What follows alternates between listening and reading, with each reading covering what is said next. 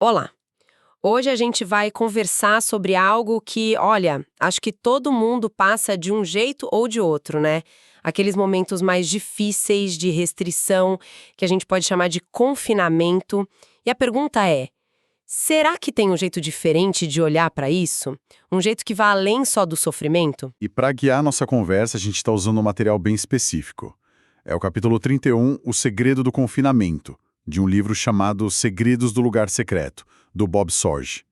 Então, nossa ideia aqui é explorar o que esse texto diz sobre como esses momentos, sabe, que parecem limitar tanto a gente, que são pesados emocionalmente, como eles podem, na verdade, esconder um significado, um propósito e até uma proximidade com Deus que a gente não esperava.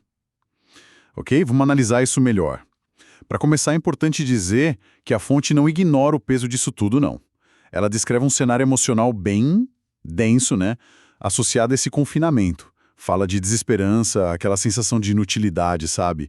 Desespero mesmo, abandono, solidão, uma vulnerabilidade muito grande. E logo de cara, o texto compara essa situação com a de João, quando ele foi exilado lá na ilha de Patmos. Um exemplo bem forte de isolamento, de provação. Exato. E isso é fundamental perceber logo no início. O ponto de partida do autor não é negar a dor, de jeito nenhum. Ele reconhece essas emoções todas, são reações humanas super compreensíveis diante da adversidade. Parece que o texto, encara essa realidade de frente, sabe? Usa isso como base para depois construir uma outra visão, uma reinterpretação do que está acontecendo. Não é fingir que não dói, mas é perguntar: será que a dor é a história inteira? Interessante essa abordagem, né? Não fugir do difícil. E aí, a partir disso, o texto joga a ideia central dele, que soa quase como uma contradição assim à primeira vista. Ele afirma que é justamente nesses momentos, quando a gente se sente mais abandonado, confinado, que Deus estaria, na verdade, mais próximo. Para defender isso, ele cita até o Salmo 91, né, o verso 15. Na adversidade estarei com ele. Mas como assim? A gente se sente isolado e, ao mesmo tempo, a presença divina seria mais forte? É fascinante como ele tenta costurar isso, né? Essa afirmação que parece tão contraintuitiva. Ele busca apoio em outra imagem bíblica forte, lá do Salmo 18, verso 11. Fez das trevas o seu esconderijo. Ou, em algumas traduções, lugar secreto. A interpretação que o Serd propõe é que a escuridão seja emocional, espiritual, ou aquela falta de entender o porquê das coisas não é necessariamente um sinal de que Deus se afastou. Pelo contrário, essa escuridão poderia ser o próprio ambiente para um encontro mais íntimo, esse tal lugar secreto. A dificuldade vira o cenário para uma conexão diferente, talvez até mais profunda do que a gente experimenta na luz do dia a dia, da normalidade. Nossa, essa ideia de lugar secreto nas trevas é potente. Mas como é que o texto descreve esse espaço? Essa prisão divina, como ele chega a chamar. Ele dá características bem concretas, né?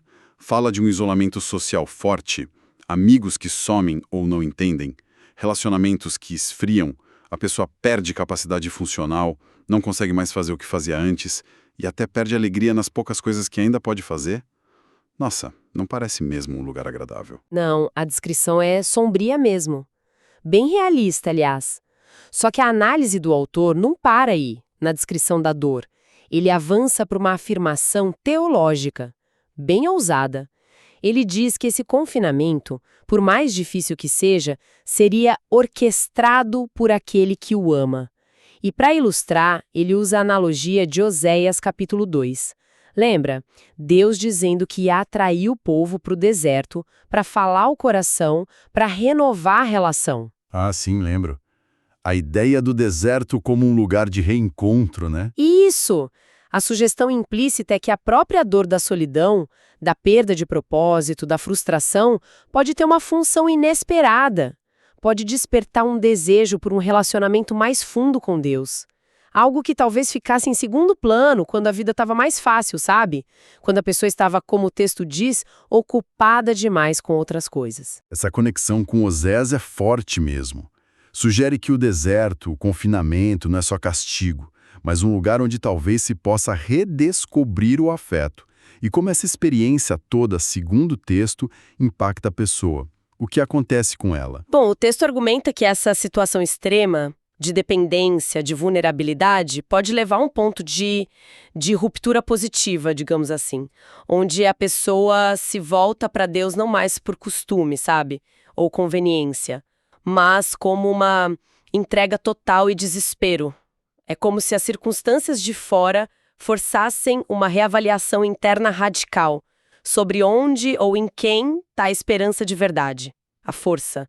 A falta de outras ajudas, de distrações, cria um vácuo que, na visão do autor, só essa entrega mais profunda pode preencher. E essa entrega total, então, leva a outra mudança bem importante que o texto aponta. Uma mudança na fonte de energia da pessoa e até na definição do que é sucesso para ela. A ideia é que, nesse processo todo de confinamento, de dependência, Deus passa a ser visto como a única fonte real, a fonte que sustenta. O Sorge até usa o Salmo 87, verso 7, numa tradução que diz: "Todas as minhas fontes estão em ti." Isso cria um contraste muito claro, né? A pessoa deixa de tirar energia dos projetos, das conquistas, das atividades, do reconhecimento dos outros e passa a encontrar energia vital na relação com Deus mesmo, com a pessoa. E aí, claro, o critério de sucesso muda. Não é mais sobre o que se faz ou alcança, mas sobre estar com Ele e nele. Exatamente. Essa transição é um dos pontos centrais do argumento dele. Representa uma baita mudança de paradigma. Sair de uma vida focada na ação, na validação que vem de fora, para uma vida centrada na conexão interna, relacional. É aí que estaria o verdadeiro valor, a fonte de força. É uma reorientação profunda das prioridades. O relacionamento em si, a presença que se percebe ali, isso vira o objetivo principal. E as circunstâncias externas, mesmo que continuem difíceis, ficam meio que secundárias, em termos de significado último. É uma inversão. O ser com Deus fica mais importante que o fazer no mundo. É aqui que fica bem interessante. Porque o texto pega essa ideia de restrição e mostra como ela pode ser vista de um jeito surpreendente, usando duas figuras bíblicas. Primeiro, Davi. Cita o Salmo 139, versos 5 e 6. Tu me cercas por trás e pela frente e pões a tua mão sobre mim. A interpretação que o Sorgen dá é de alguém que se sente empurrado por Deus, sem poder voltar atrás, mas também sem poder correr na frente do tempo dele, só seguir o ritmo que ele impõe. Totalmente cercado sob a mão de Deus, sem opção de desvio. O texto até fala homem sem opções. Parece sufocante, né? Mas aí vem a reação de Davi segundo o Salmo. Algo totalmente inesperado. Tal conhecimento é maravilhoso demais para mim. É sobremodo elevado, não o posso atingir. Maravilhoso. Pois é, essa interpretação da experiência de Davi é notável mesmo, e muito central para o argumento do autor. Vê maravilha onde a gente talvez só visse frustração ou um controle excessivo. A fonte sugere que isso mostra uma confiança radical na bondade e na sabedoria de Deus conduzindo as coisas. Mesmo quando essa condução parece uma limitação severa da nossa autonomia. A mão que restringe não é vista como opressora, mas como guia, protetora. De um jeito que vai além da nossa lógica imediata. Por isso, maravilhosa demais. O ponto-chave aqui é essa capacidade de confiar no propósito divino dentro da própria restrição. Confiança radical mesmo. E a outra perspectiva que ele traz é a da Sulamita. Lá em Cânticos capítulo 8, verso 3. O seu braço esquerdo esteja debaixo da minha cabeça e o seu braço direito me abrace. Como o texto interpreta essa imagem nesse contexto de confinamento? Olha, de uma forma muito direta. Íntima. As mesmas restrições, sabe? Aquela mesma sensação de estar cercado que Davi descreveu. E aqui são reinterpretadas, não como correntes, limites frustrantes, mas como um abraço amoroso. O foco muda completamente. Não é mais sobre estar imóvel sem opções, mas sobre a segurança, a intimidade gloriosa de estar seguro nos braços de Deus. E a conclusão que o autor tira dessa imagem é ousada.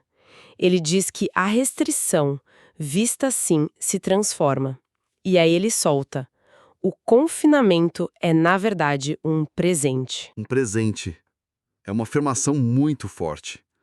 Ir de prisão divina para abraço amoroso e daí para presente é uma ressignificação extrema da experiência, né? Exatamente, é uma inversão total de perspectiva. A mesma situação objetiva, a limitação, é filtrada por uma lente de relacionamento, de confiança. O que foi tirado liberdade de agir, conforto, talvez, passa a ser visto como menos importante do que o que é oferecido. Proximidade forçada, segurança, intimidade. A experiência interna de conexão redefine o significado da imobilidade externa. É um convite para olhar além da circunstância física ou emocional do momento. E essa prisão ou abraço não seria só um lugar de intimidade forçada, mas também, segundo o texto, um lugar especial para comunicação, para revelação divina. Ele cita Jesus, em Mateus 10, verso 27. O que eu lhes digo na escuridão, falem à luz do dia. Qual a ideia disso no contexto do confinamento? E isso adiciona mais uma camada de significado para essa experiência. A ideia é que, justamente nesse período de escuridão, de isolamento, de aparente silêncio do mundo, a comunicação de Deus pode se tornar especialmente clara. Sim. E intensa, talvez não sobre o que a pessoa gostaria de ouvir, tipo uma solução rápida para o problema, Sim. Mas o texto sugere que Deus estaria buscando transmitir os pensamentos e intenções do seu coração. Tem uma profundidade de comunicação ali que talvez só seja possível quando as outras vozes, as distrações, se calam. Então, o confinamento seria um tempo de escuta mais atenta. De maior receptividade. Sim. E com uma promessa junto, que está implícita lá na citação de Mateus, o que é recebido, compreendido, ouvido nessa escuridão, não vai ficar escondido para sempre. Uma hora vai ser falado à luz do dia. Ou seja, a experiência do confinamento vira também um tempo de preparo, de receber insights, entendimentos, direções que vão ter importância, aplicação no futuro, quando a situação mudar. A escuridão vira tipo uma sala de aula, ou um lugar de instruções importantes. O texto também fala da dificuldade de manter a fé quando Deus parece agir de um jeito misterioso, que a gente não entende. Ele até traz provérbios para a conversa. Isso mesmo. Ele faz um chamado para amar a Deus de qualquer jeito, mesmo quando as ações dele não fazem sentido para a gente na hora. Cita Provérbios 17:17. O amigo ama em todos os momentos. E aí, de um jeito ainda mais desafiador, ele traz a ideia de que a própria dor pode ser parte de uma disciplina amorosa. Usa Provérbios 27:6. Leais são as feridas feitas pelo amigo. A sugestão aqui é complexa, que mesmo as feridas que a gente sente durante o confinamento poderiam ser interpretadas como vindo de um amor leal, um amor que busca um bem maior, uma purificação, um aprofundamento da relação e não de indiferença ou maldade. Nossa, é uma perspectiva que exige muita fé para abraçar, imagina. Ver a ferida como lealdade. Sem dúvida, é um salto de fé. E se a gente conectar isso a um quadro maior, o que o autor está tentando revelar é o que ele chama de o segredo da escuridão. A ideia central é que Deus, por amor, aprisiona aqueles que ele busca para si. Mas não por capricho, entende? Ou punição sem sentido. O propósito que o texto desenha é duplo.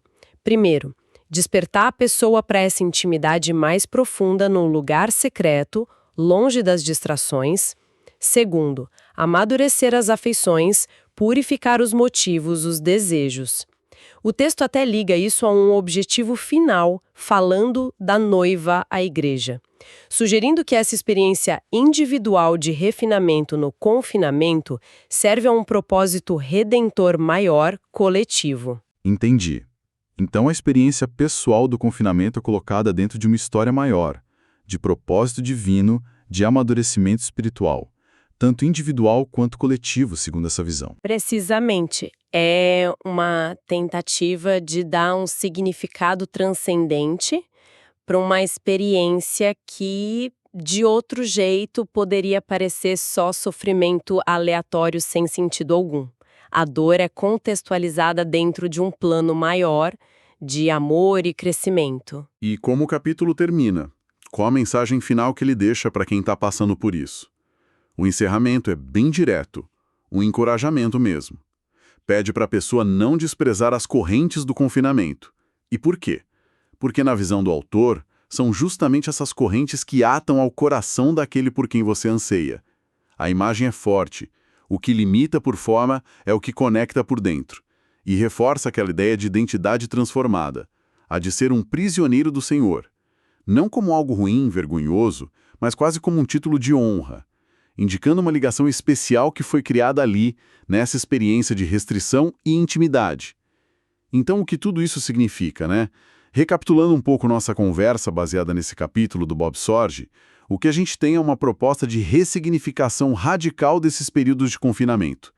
O texto convida a gente a olhar além da dor óbvia, da limitação, da frustração e a considerar esses tempos como oportunidades potenciais, talvez até necessárias para cultivar uma intimidade com Deus mais profunda, para receber revelações importantes e para passar por um amadurecimento que talvez dificilmente aconteceria na correria da vida normal.